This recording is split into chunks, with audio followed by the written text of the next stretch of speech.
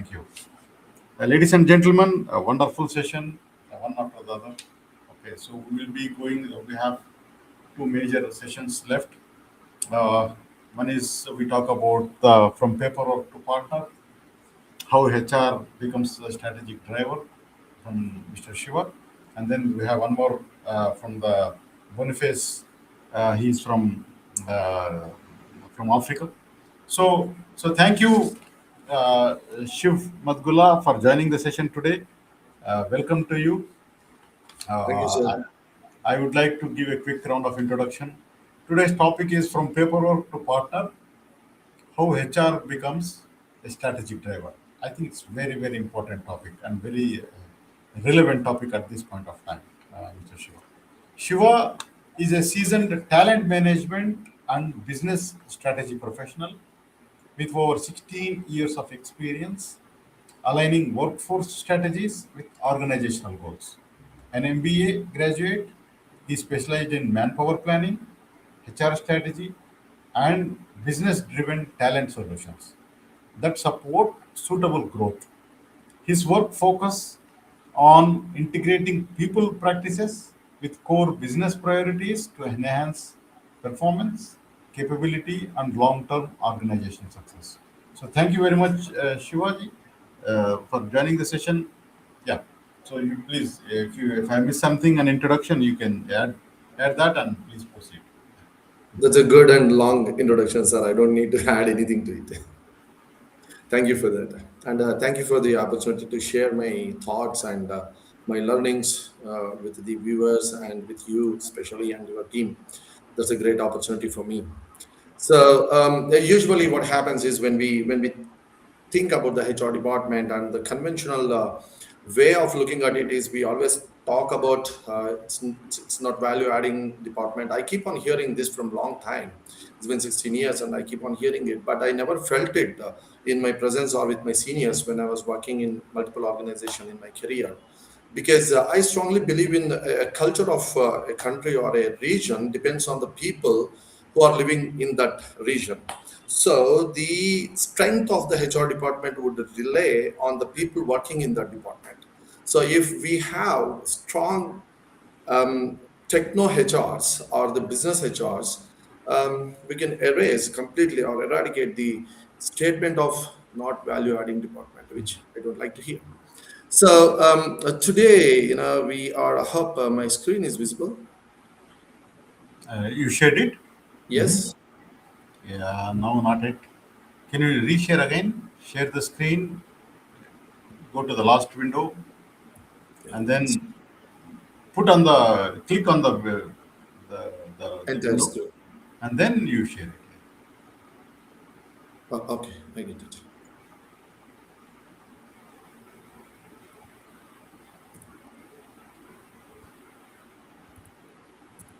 Is it? Is it Yeah. good now? Okay. Is it Yes. good now? Yeah. Please proceed. Yes. So the topic is how HR becomes a strategic driver. To put it in a nutshell, like we don't talk about the in a conventional HR model, we talk about what is the when we talk about the learning and development, we talk about what is the ROI on learning and development. But the conventional the strategic driver will always think about what is the effectiveness of the learning and development. So what is the ROI that talks about how many hours that we have invested and how what is the who is the trainer and who are participating and what is the cost that including the salaries that we are paying for hours of training and also the training cost, the trainer cost, and the whole administrative cost that including the building that where we are providing the training. But the business strategist will go a little further step. So the post the training program, the employee who attended the training, what is the effectiveness of the training program? If he is taking about 10 minutes to write an email, post the training program, is he reducing that or the employee is making it in 5 to 7 minutes? If that turnaround time is not calculated, then probably the ROI is not properly calculated or the whole training program is not designed well, is what, in my opinion.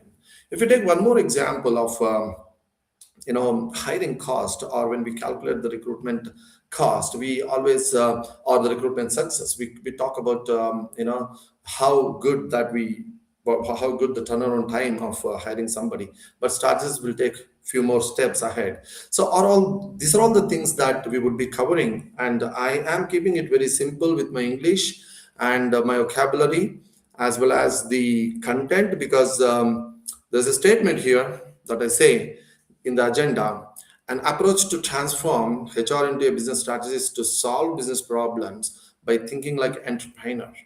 So there are two very critical words that we use here is the strategist and thinking.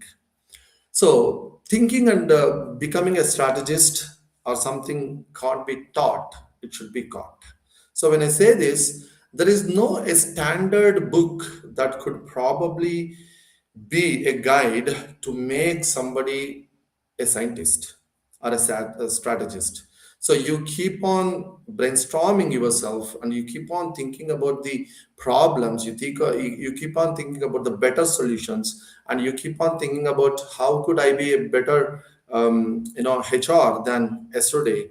That is the only thing which would probably take us to the next levels of becoming a strategist or having a thought process like an entrepreneur. So I always say that something can't be taught and should be caught is the thought processes. So in this presentation, probably in this 30 minutes of time that I would be sharing my opinions on my thought processes and my learnings, that is again not a guide, but it is what I have learned and can be good for few organizations and can be not fit for few organizations, because HR is one of the critical role that deals with humans. So the humans are unpredictable. So when I have an employee who doesn't have an offer letter today, have a different attitude and approach towards me and towards the organization. But if he has an offer letter, a different offer letter from different company tomorrow, his psychology completely changes. So the HR is so critical job, because every day is a new day, and every person that we are meeting the second time is a new person based on their position in their life. So this is something that we all have to experience. So it can't be taught through some course or through PPTs or through guide, is in my opinion. So moving ahead, the introduction. So this is where when we talk about strategy with multiple people, they come up with a lot of content. So I was really pleasured, and I was blessed to have very good guides. One of the guides that I work with is Mr. Tariq from Egypt. So he really helped me to understand what is strategy. So when we go to the deep roots of what is strategy, the word strategy is originated from ancient Greek word strategia.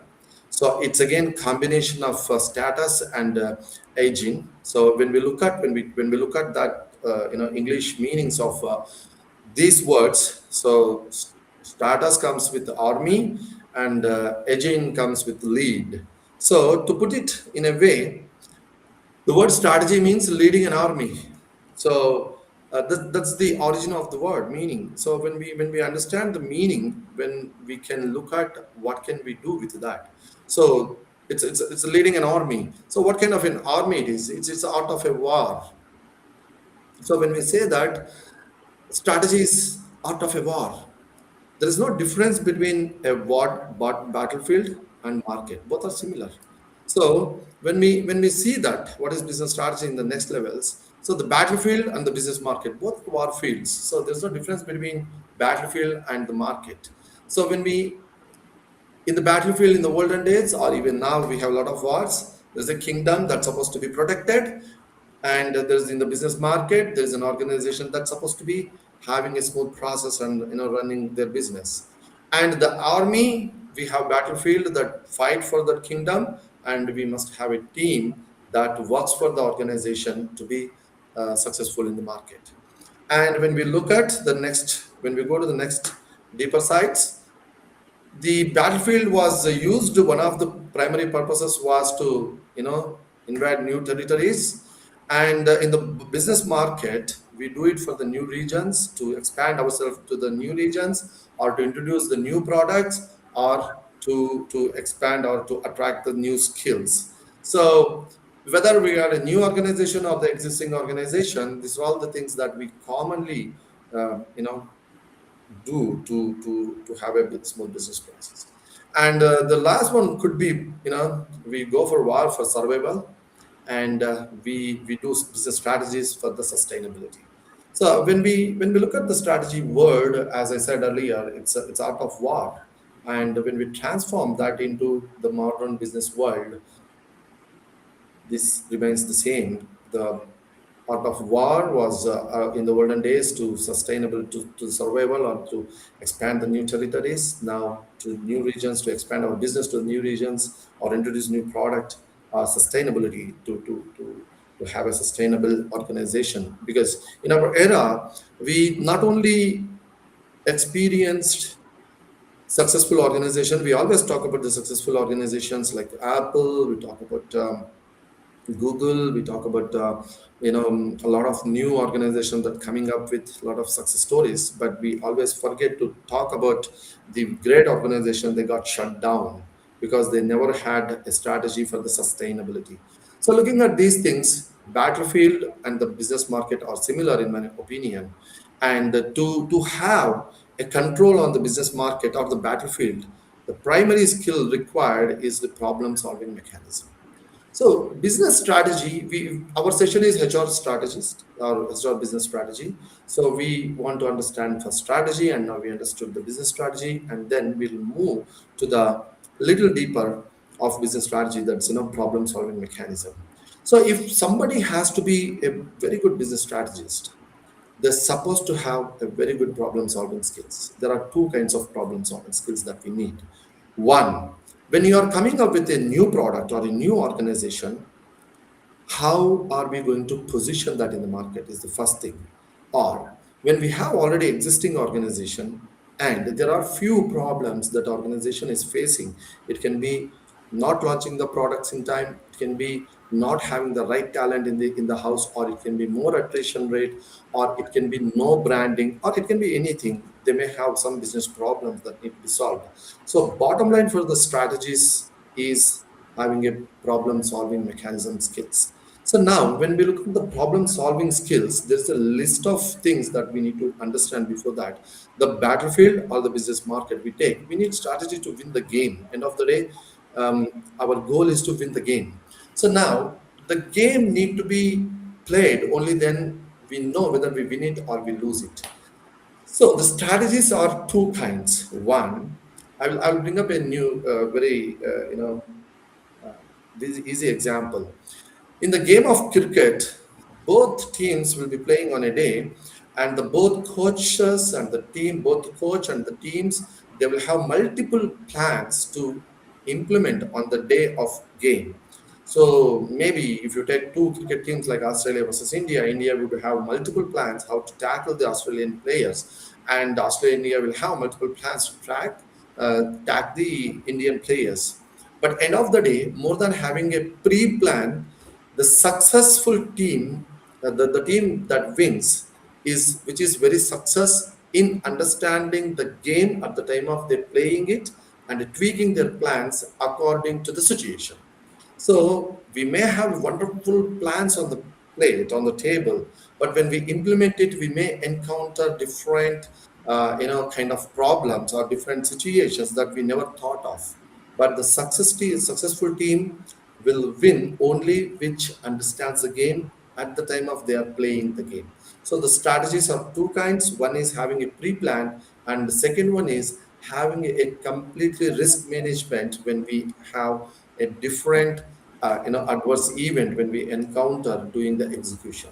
So it is end of the day to win the game. And how to design a strategy is very simple. Like to have problem identification and problem solving, continual monitoring mechanism is what we need to have. So problem identification is one of the critical aspects of having a very good strategy. So I always relate problems identification mechanism or problem identification task with the doctors.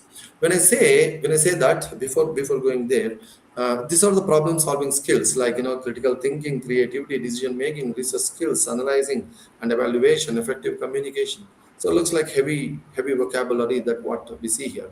Critical thinking is that, that when there is a situation, we need to think very objectively about the situation, not having any bias in the mind.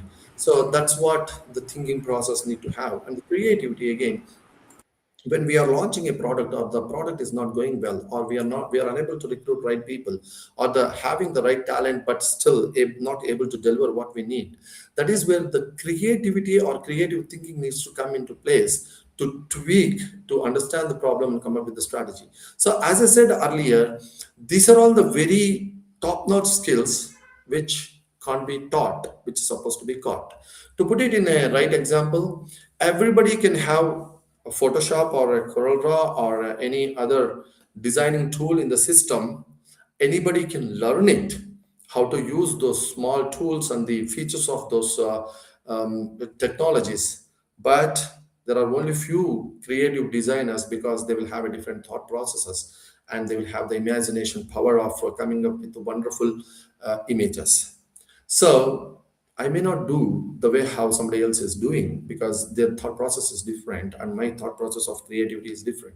So these are all the things which can't be taught. We're supposed to catch it when we are in the war of game.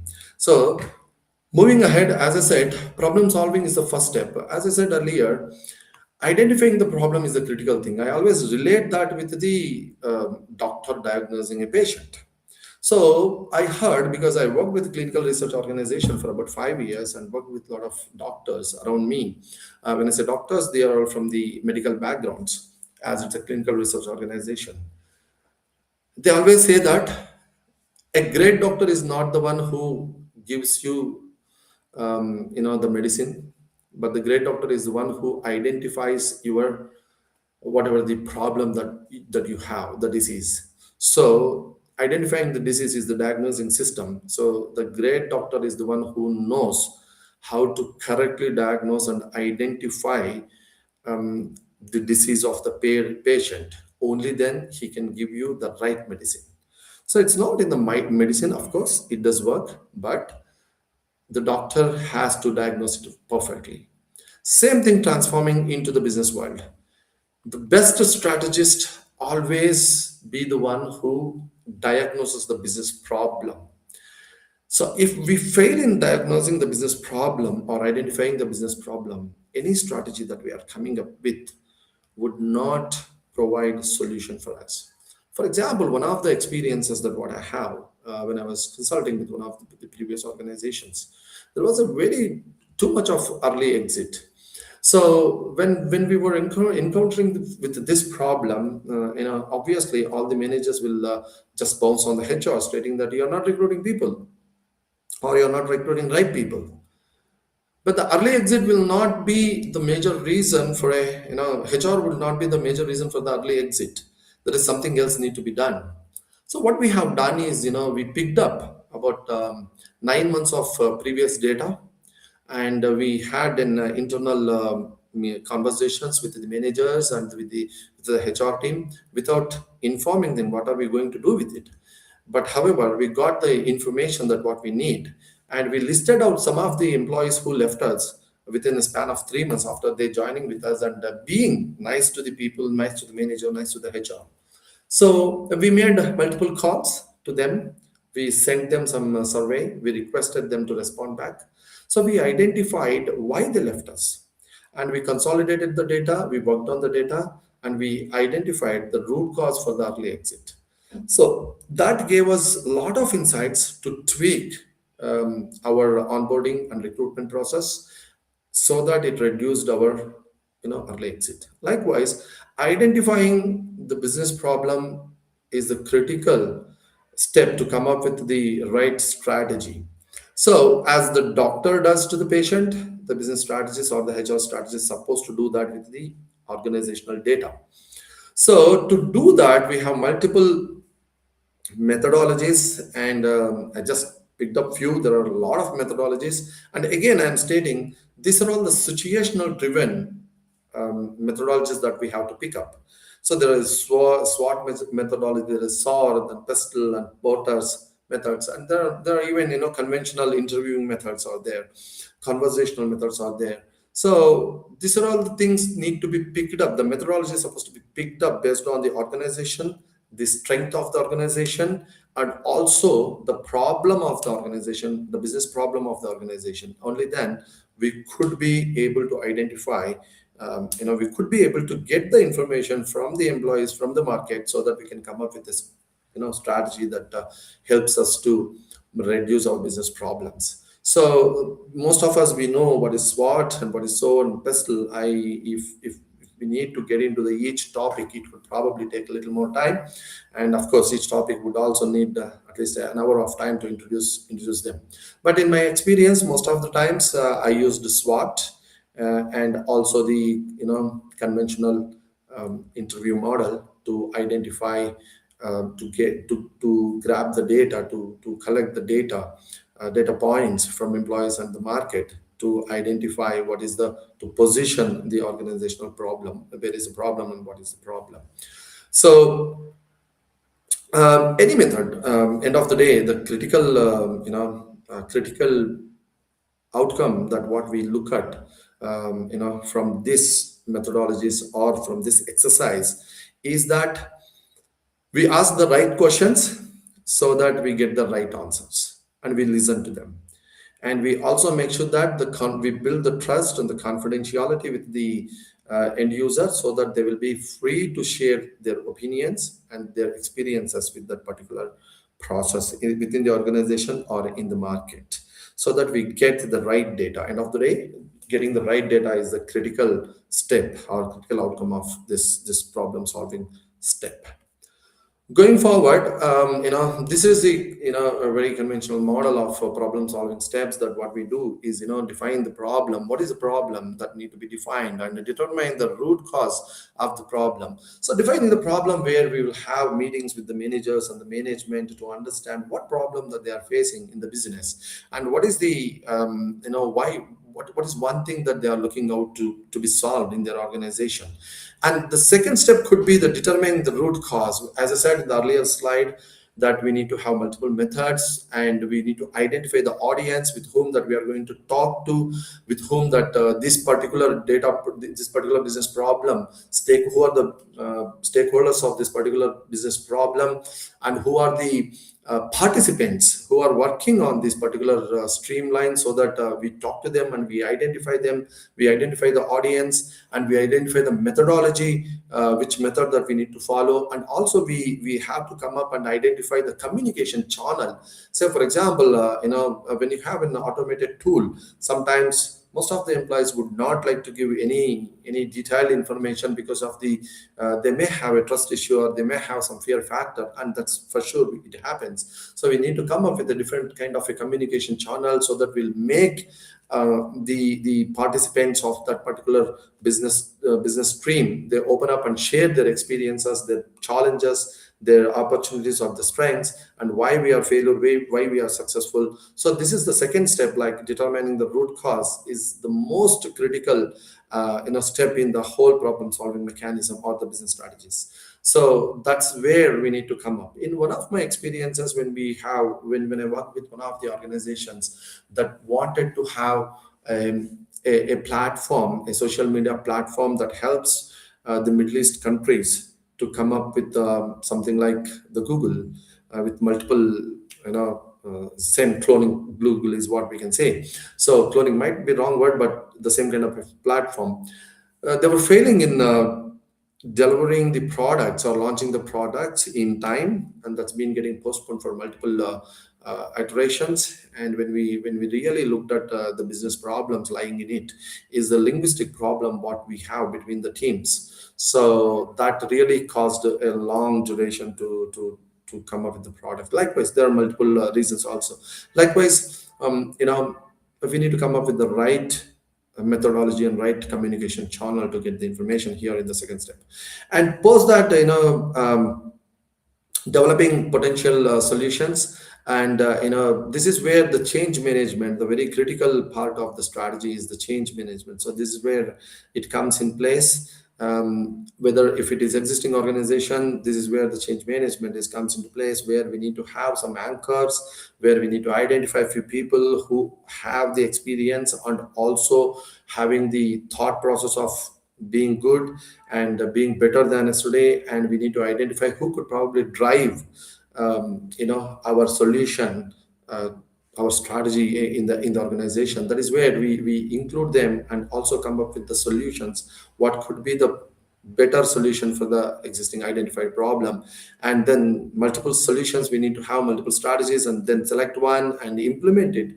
This is another critical phase of the problem solving step or business strategies implementation, where we need to have a very thorough, tight, and timely driven implementation model, so that we don't kill much more time, because time is money.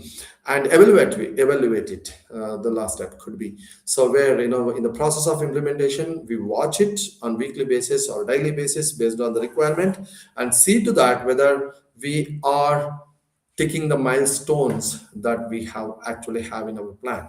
So this is a problem solving mechanism that could translate a problem solution process is into a business strategy.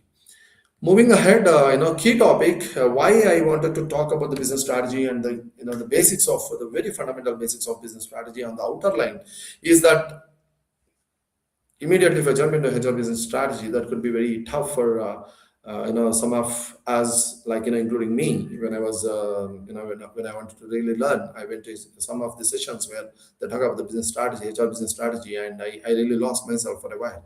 So when we don't understand what is strategy and what is problem solving and what are the problem solving skills, we can't implement it in any department. So the skeleton is the business strategy.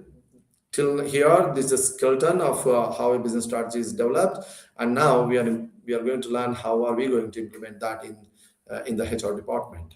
So I picked up the second topic, determining the root cause of the problem, information gathering. So any new processes or any existing process, if the HR wants to transform into the business strategist role, they have to have the key aspect or key skills, the information gathering. As I said, come up with multiple methodologies to identify or the gather the data and do the data analysis. This is where some of the or the most of the organizations, they fail in understanding. HR really keeps the wonderful data. We never actually acknowledges it. When I say that, it does mean one of the major takeaways from our budget for any project development or a product development is the human resource cost. So cost of the human resource takes a major portion. So HR has the right data of compensation. If there is a good strategist, they work on HR data that gives us a lot of insights about the market, about the behavior, about the culture, about the employees' critical data. So this is where we can work on it. Another example that what I can pick up is, most of the organizations, they really fail in analyzing the man hours. So where we have critical data with HR, if we are not able to launch the product, or we are, actually going out of our budgets, HR really will have the right data in terms of man hours management, in terms of skills availability, in terms of turnaround time. So that is where data analysis need to come into picture, where we can use our programming, or then we can use MS Excel, or we can use some of the wonderful tools that helps us to analyze the data of HR. So once we analyze the data, this is another skill that need to be caught ourselves, where you may have a lot of data with you, but you need to start looking at it in different dimension every time that you look at the data. So how do you look at the data is critical thinking, where HR has to develop themselves. So that's where again I say that any organization that I work with, I always encourage HR to be a technical HR. If an organization does not have a technical HR, I feel like, especially with the startups and the mid scales, I feel like they lost themselves.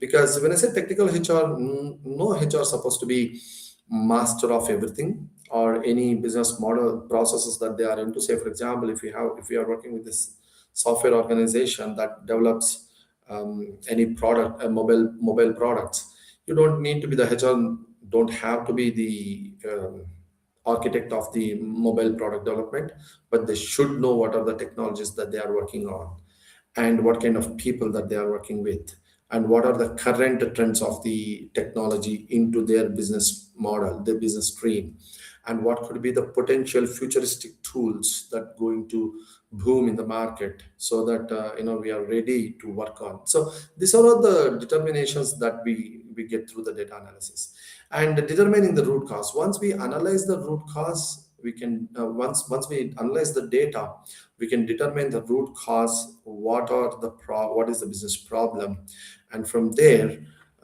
we can start strategizing a solution that again it comes with um, a lot of thought process between data and information gathering to the strategizing solution. And once we strategize the solution, we have to implement it, monitor it, evaluate it, and modify it. As I said earlier, cricket teams may have multiple plans, but once they implement it, once they start playing the game, they need to be ready to tweak their plans according to the situation. Sometimes they may encounter a pop up which they never thought could bat well, but the particular batsman may start hitting the ball around the ground. So they need to come up with a new strategy immediately on the field to counter it. So that's where modifications comes in place after evaluation. So these are the key topics that HR business strategist supposed to have as the basic skills. And post that, I recommend any HR business strategist to work on 4P model. So these are the four areas that I recommend HR business strategies to be implemented: people, process and policies, productivity, and profitability. So when we look at a little inside, people where these are all the functions that we can work on: talent acquisition, talent management, and talent engagement are the areas that there are a lot of areas, but I picked a few where business strategies can be worked on, and process and policies where process effectiveness, policy management, and automation. One of the things which most of the organizations fail to do is HR process effectiveness management. So when you have multiple processes in your team, in your company, we need to have a monthly or a quarterly evaluation methodology that really brings us to know what is the effectiveness of each process or the policy. It can be leave policy, it can be anything in terms of it. So we need to have the evaluating the effectiveness of those processes. And productivity, where performance evaluation, succession plan, organizational culture, and learning and development comes in picture. So I recommend most of the organizations to come out of the performance management, orthodox performance management system, and start working on the productivity management system, so that the HRs can really work on the productivity management to transform themselves into business strategists rather than simple performance evaluation. And profitability, there are a lot of points that I can talk here where, turnaround time, cost of turnaround time, it can be the talent acquisition, it can be hiring, it can be retention, it can be productivity, it can be employee engagement. So there are a lot of things that comes under profitability in HR. So that's where I say that, when somebody says we don't add value, no, we actually bring in a lot of value to the organization. So these are all the areas: people, process, and policies, productivity, and profitability are the areas that HR can transform from the generalist HR to the business strategist. So whatever we do, whichever the process that we follow or whichever the functionality that we pick up, end of the day, whether it is a people, process and policies, or productivity or profitability, that includes the performance management or the talent acquisition or learning and development. One thing that we need to keep in our mind is always our objectivities should align with the organizational business goals or the objectives. Whatever we do, it's supposed to be in line with business objectives of the organization. Only then we actually become the business strategies. If we ignore business objectives of the organization, whatever we may do, it could not bring in value to the HR department or to the organization. So I hope I do have few more minutes so that I can share one or two examples. Yeah, yeah. You have to. So there are a lot of examples that we can discuss, but I'm just picking up one or two examples, which are very basic examples, so that we can, the audience, if there are very freshers in the audience in HR business strategy, they can probably look at it these things and start thinking broad. So picking up the people, talent acquisition. So where new hire turnaround time. In general, we evaluate the success on time to hire and employee turnaround tenure data. So when we talk about the success of talent acquisition, we keep it. What is the time that we took to hire, and employee tenure. So how long that employee was with us. These are the two aspects that in general we look at it. But when we look at it from the strategist perspective, adding to the above 2 points, time to hire, we also look at the cost to hire, how much cost that it was included, involved. And the critical thing is time for productivity turnaround. I may have a recruiter with me who could close 10 positions within 1 month. And I may have one more recruiter with me who closes only 3 positions in 1 month. But the first recruiter, whoever he brings in, he takes about all those 10 people might take about 6 months to get adjust with the organizational culture. And they may be starting being productive from the fourth month or fifth month. Whereas the recruiter two, all three people could start being productive from second month or third month. So if I'm a manager of these two, I would pick up the second one as the best recruiter, because the recruiter has really worked on the technologies that we are working on. The hiring manager is looking out for, and the hands-on experience the new hire supposed to have, and also have given enough information about our culture, so that the productivity turnaround time of the new hire has reduced. So this is one of the a very critical aspect, because it takes away a lot of cost, and that cost is not about the compensation that we give it to the employee. It is including the productivity of the whole team that employee is associated with. Say for instance, if we are into services industry, and an employee takes about 6 months or 3 months to be productive in the services, and we have another employee who could be doing it within 1 month, so we go with the 1 month, because every 1 hour ticking in services industry is money, so we go with. So that's how we slowly eventually become a little strategist and start thinking like an entrepreneur, as I said earlier, wherein we look at multiple data points where the new hire is involved, and what are the critical data points that we could evaluate, so that we will have the right recruitment plan. So now, this is where one of the niche hiring that we did very very long back in 2011 and 12, when the data science was not in India, and it was a new world for me too, being into HR department. So we actually, what we did is we tried to hire somebody with the skills that I got as a JD, which is no JD will have only 2 3 skills. Every JD, every hiring manager will provide us a JD that consists of all words in the world. So, but when we worked on it for about 7 days of time, a whole week, that's including the weekends. So then we realized there is nobody in India with that skill. So what we did is, we actually did a little tweak into it. We made one position into 3 positions, so that we could get all these 3 skills and make it as a full stack, so that it could help us to immediately work for the client. So that's how we need to look at it, is what in my opinion. And second, one of examples is the talent acquisition plan. In generally, what we look at it is profile pooling techniques, or interview management, onboarding management, all those things. And when it comes to the HR strategies, the skills availability in the company, brand manager, rehiring quest exists. So one of the things, as I said earlier, in one of previous companies that I heard from the market. One of the leading company has done it. After hearing to that, I implemented that in my company as well.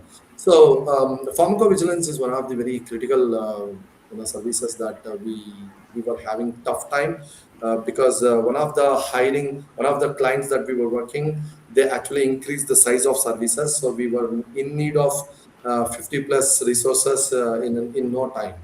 So what we did there is that we did one operational green hunt. So we picked up the all employees who left us, and we made calls to them. We said hello, hi, and then we inquired what is their current position. Would they be willing to rejoin us? So we gave them a lot of perks. When I say perks, it's not about the compensation all alone. A lot of things that could probably make them to be best in the industry, so that we could rehire people who left us, so that our onboarding time was reduced, because they know the process, they know the client, they know almost 75% of the business process. So other 25% was very easy for us to get on them within no time. And second thing is also like way back in 2016, when I was associated with one of the data uh, uh, analyst companies, web analytical company. So where we started being, before that event, 2011, we started. I encouraged HR to be internal in internal sales meetings. So one of the things that what we get out of being in the internal sales meetings is that we understand how the sales team is working in the market, and who are the competitive companies that are bidding, and what are the projects are in pipeline, and what could be the potential skills of these projects that employees supposed to have, so that we can immediately look at the availability those skills in the market, so that we will be one step ahead with the competitors, or in terms of talent hiring. So this is how visualization team was built in one of my previous organizations. Likewise, this is not all alone that I was designed or I was implemented. I was anchoring it, but there are a lot of people and the great brains behind it. Likewise, one last example that I bring in is the performance management. We evaluate performance using rating system is what in general that we do, but HR strategist always cascades the business objectives to every position in the organization, evaluating each employee contribution towards I'm sorry for the typo there. It's supposed to be ORG, organization business objectives. So if every position is not contributing to the common goals of the organization, then the performance management system is not good enough to be a successful organization. When I say successful organization, it's not about the sustainability, it's not about being in the market for a long time, it's about how well profitability the organization is into. And finally, evaluate performance, turnaround time. When I say this, if, as I said earlier, if we have multiple employees, and if a team of 10 people working on same task, and if ABCD, four people working on the same task. If A is taking for 15 minutes, B is taking for 10 minutes, C is taking 9 minutes, and D is taking again about 16 minutes. So we have to average the turnaround time to complete the task of these four employees and see where actually we are lacking, so that we can bring in the learning and developments, and improvise the productivity of all the team members, so that it again results, as I said, time is money, again it results in better productivity, and also reducing the turnaround time. Finally, we need to also have the risk management plan in terms of talent acquisition, and also the performance management, which means that um, before what I say is, before somebody is putting down their paper, HR should know potential risk. So there are methodologies where we can see who is looking out for change from our company, and who is actively looking out for change, so that we can go to the manager and say that, hey, look, this person in your team is looking out for change, and if the person is very critical, we need to start retaining this employee. So retention never starts with the designation, in my opinion. It starts from the recruitment or from the risk management. So that's how we also have to look at the performance management. What could be the potential threat in the organization once we roll out the performance reviews and what could be the potential employees could leave us, so that what could be the plan in terms of addressing it. So finally, putting everything in a nutshell, as I learned it in previous sessions, where building contribution level, starting it from assess current HR capabilities, identify the pain points, the problem identification, create HR transformation roadmap. This is one thing where most of the organization never does. Very less organization does. We will have learning and development for every department, but HR will never have a learning and development. Very less department, very less companies they will have a learning roadmap for HRs. Very large scale organizations will have it. And what could be the implementation and outcome of it, again, is a question.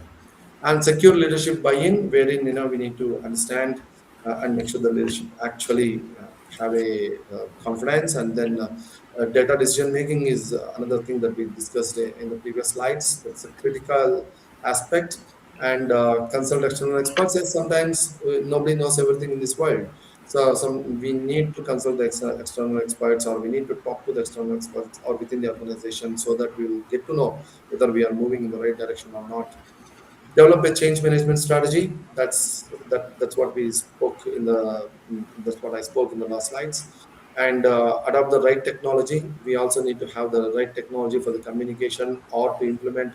For example, when you have an organization which has a distributed work environment, somebody is working in remote areas of India, and if you bring in a HRIS system that does not support for the attendance, yes, no, we don't need it. We need to bring in the right technology that helps us. And upskill your HR team. Again, as I said, we need to have a really good learning sessions for the HR team. Wherever that I worked, I always give them a lot of hard work in terms of go and learn this and do it before we implement it across the organization, or sharing out of our department. I give them 2 3 times of um, opportunities, so that they work on it and come back to me multiple, at least 2 3 times, so that they learn it, and they contribute at least 50 to 75% of the work that we're supposed to complete, and build continuous evaluation. As you know, monitoring is always having a eagle eye view on the overall execution plan is one thing that we always need it.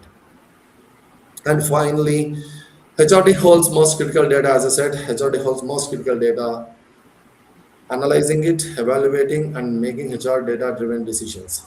So, if somebody really a good data analyst sitting in the management or the boardroom, and if they look at the HR data, they will be amused with it, because we will hold a lot of critical, confidential business data with us.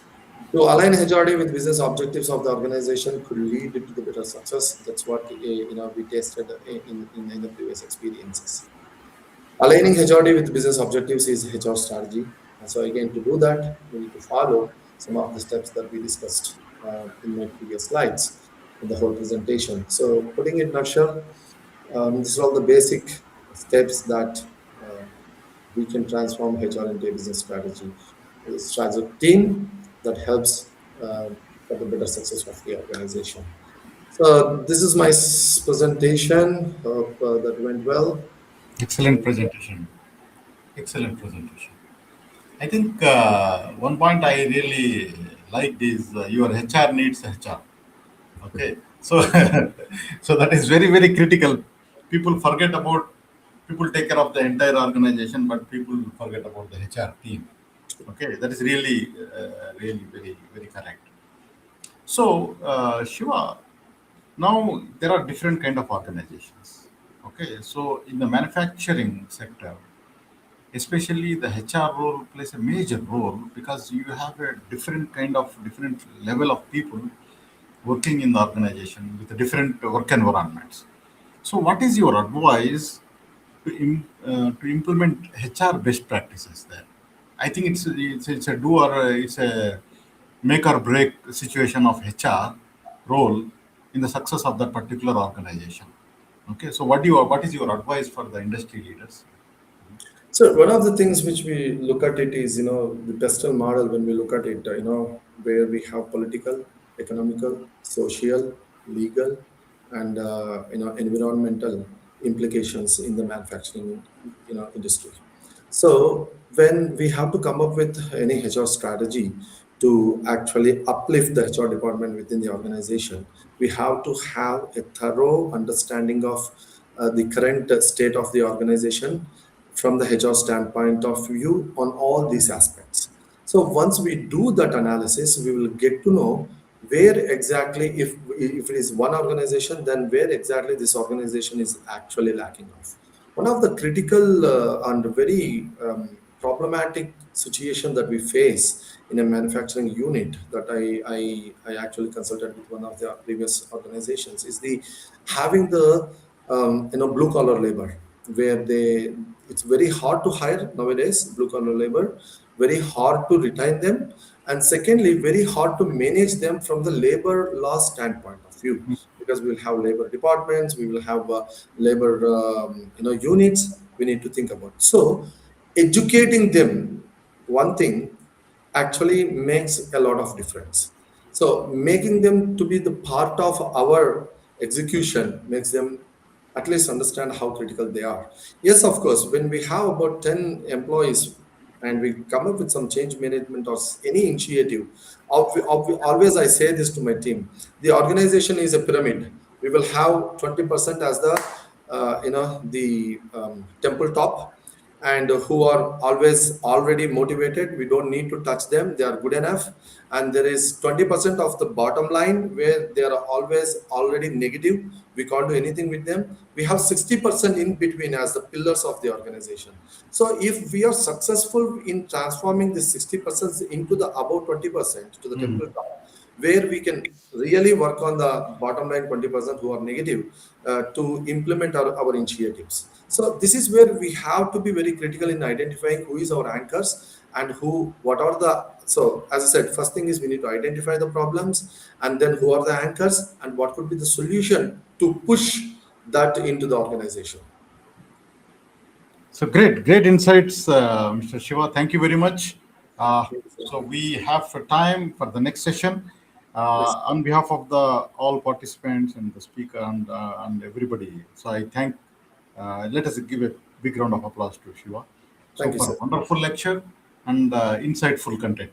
So Thank thank you, you sir. very much. It's very, Thank you, very sir. important to add value about the topic, like from paperwork to partner. It's very, very crucial, especially in this part of time, technology revolutions. So thank you, Shiva. Thank you very much for, Thank you for the opportunity, sir. yeah. And if there is any question left to Mr. Shiva, please post it. We make sure that get, those questions get answered. And also, if you would like to connect with him directly, please let us know. We will just share the contact details and other things. Okay. So